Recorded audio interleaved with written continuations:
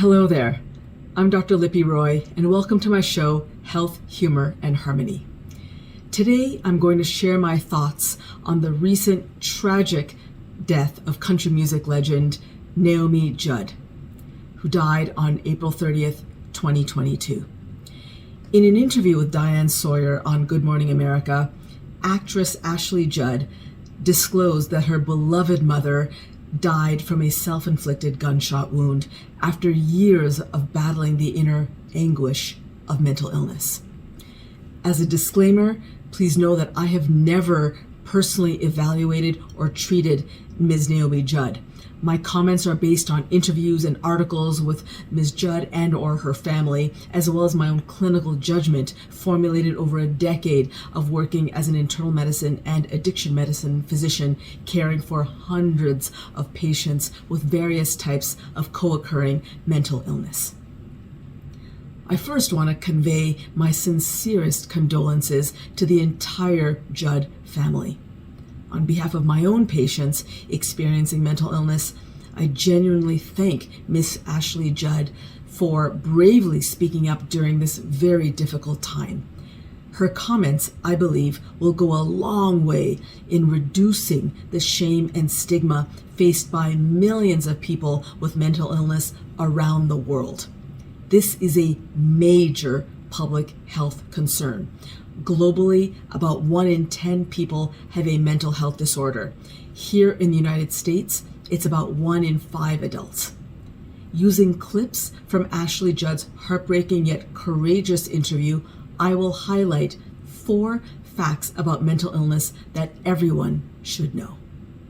When we're talking about mental illness, it's very important and to be clear and to make the distinction between our loved one and the disease.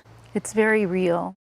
So, fact number 1, mental illness is indeed real.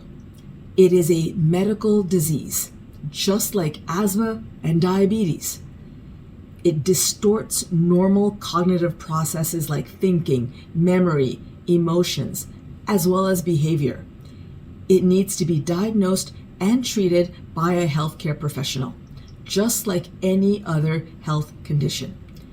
Mental illness is not a sign of personal weakness or moral failure. You know, my mother, our mother, couldn't hang on until she was inducted into the Hall of Fame by her peers. I mean, that is the level of catastrophe of what was going on inside of her, because the barrier between the regard in which they held her couldn't penetrate into her heart, and the lie that the disease told her was so convincing.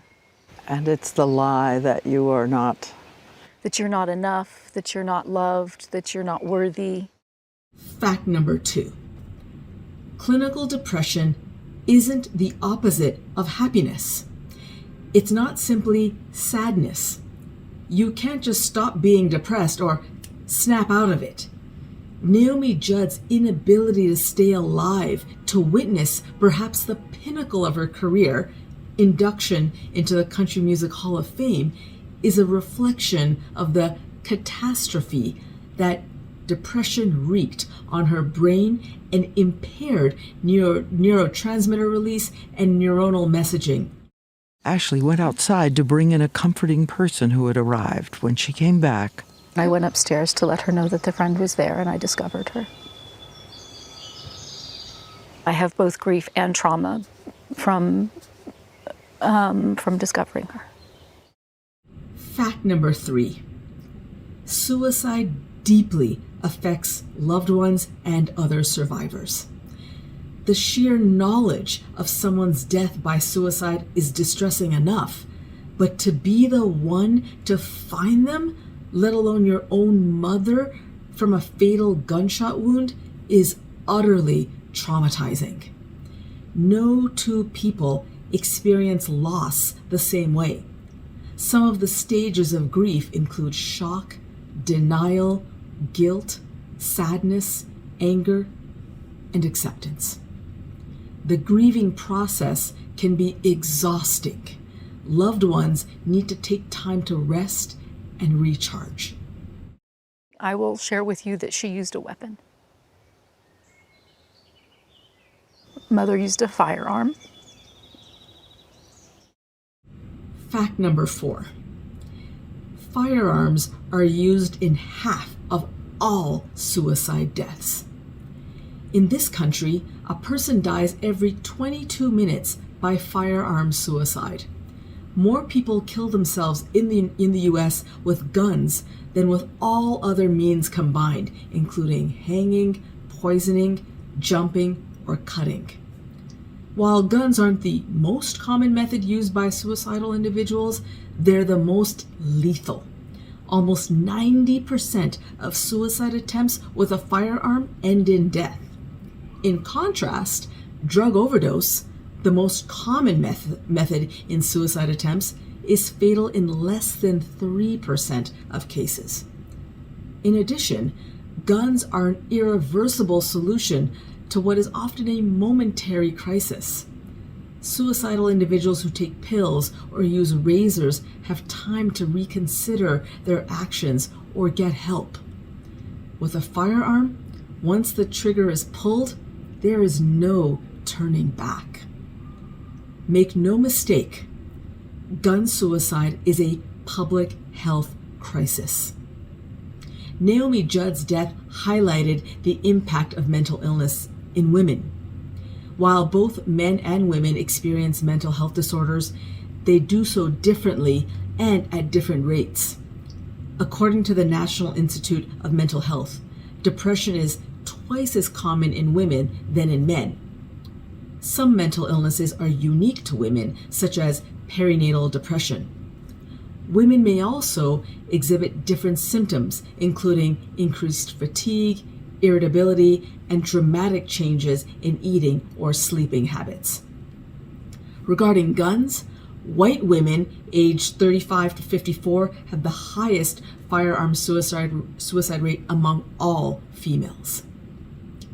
But here's some good news. Studies show that people with mental health disorders get better once connected to treatment, which can include medications, psychotherapy or counseling, as well as community support services.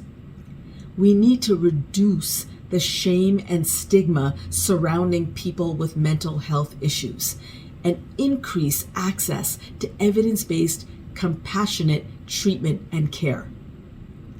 If you or someone you know is struggling, please get help. Many resources are available. The Judds encouraged the public to contact the National Suicide Prevention Lifeline. That's 1-800-273-8255. Other great resources include mentalhealth.gov, the National Institute of Mental Health, NAMI, the National Alliance on Mental Illness, and the Department of Health and Human Services Office of Women's Health, as well as Project Hope and many others. Well, that's all for today. Thank you for watching. I'll see you here Friday, 3 p.m. Eastern. In the meantime, please be sure to subscribe to my YouTube channel and post comments below, and follow me on Instagram at Health, Humor, Harmony, Dr. Roy. Be well. I'll see you soon.